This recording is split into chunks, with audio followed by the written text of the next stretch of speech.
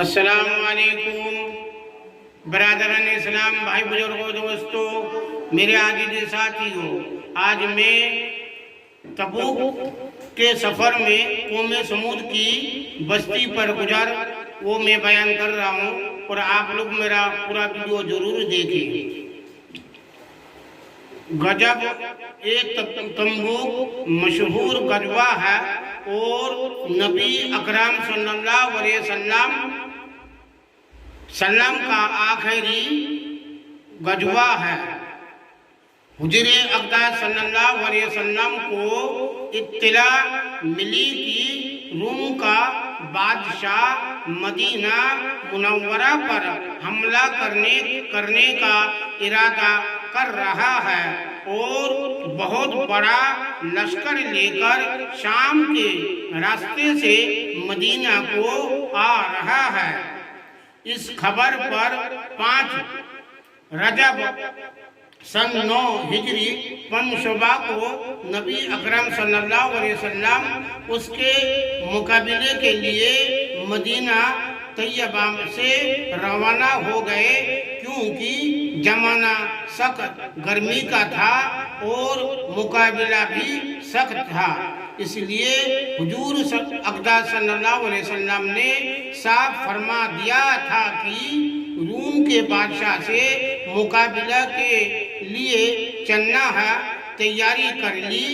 جائے، اور حضور صلی اللہ علیہ وسلم نے خود اس کے لیے چندہ فرمانا شروع کیا۔ یہی لڑائی ہے جس میں حضرت ابوبکر صدیق رضی اللہ تعالیٰ عنہ گھر کا سارا سامان لے آئے، اور جب ان سے پوچھا کہ گھر والوں کے لیے کیا چھوڑا، تو فرمایا کہ ان کے لیے اللہ اور اس کے رسول صلی اللہ علیہ وسلم کو چھوڑ آیا، اور حضرت عمر رضی اللہ تعالیٰ عنہ گھر کے پورے سامان میں سے آدھا لے آئے، جس کا قصہ نمبر 4 باب 6 میں آتا ہے، اور حضرت عثمان غنی نے 1/3 لشکر کا پورا سامان مہیا فرمایا، اور اسی طرح ہر شخص اپنی حیثیت سے زیادہ ہی لایا۔ اس کے باوجود کیونکہ عام طور سے تنگی تھی، اس لیے 10 آدمی ایک اونٹ پر تھے کہ نوبت بنوبت باری باری اس پر سوار ہوتے تھے۔ اسی لیے اس لڑائی کا نام جیش العسر، تنگی کا لشکر بھی تھا۔ یہ لڑائی نہایت ہی سخت تھی کہ سفر بھی دور کا تھا، اور موسم بھی اس قدر سخت کہ گرمی کی انتہا نہیں تھی کہ اس کے ساتھ ہی مدینہ طیبہ میں کھجور کے پکنے کا زمانہ زور پر تھا کہ سارے باغ بالکل پکے ہوئے کھڑے تھے، اور کھجور ہی پر مدینہ طیبہ والوں کی زندگی کا زیادہ دار و مدار تھا کہ سال بھر کی روزی کے جمع کرنے کا گویا یہی زمانہ تھا۔ ان حالات میں یہ وقت مسلمانوں کے لیے نہایت سخت امتحان کا تھا کہ ادھر اللہ کا خوف، حضور صلی اللہ علیہ وسلم کا ارشاد جس کی وجہ سے بغیر جائے نہ بنتی تھی، اور دوسری جانب سے یہ سارے دقتیں کہ ہر وقت مستقل روک تھی، بالخصوص سال بھر کی محنت اور پکائے درختوں کا یوں بے یار و مددگار چھوڑ جانا جتنا مشکل تھا وہ ظاہر ہے، مگر ان سب کے باوجود اللہ کا خوف ان حضرات پر غالب تھا۔ اس لیے وجود منافقین اور ماجورین، جس میں عورتیں اور بچے بھی داخل تھے، اور وہ لوگ بھی جو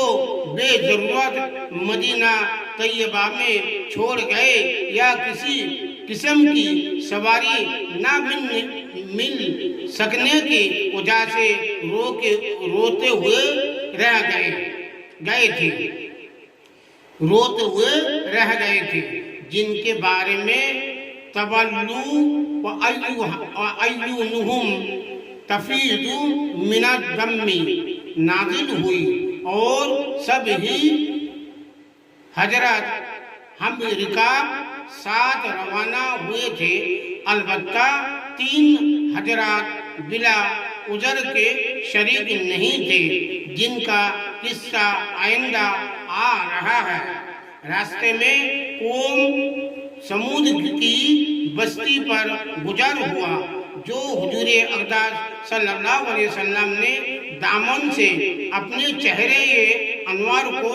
ڈھک لیا اور اٹھنی کو تیز کر دیا، اور صحابہ رضی اللہ تعالیٰ عنہ کو بھی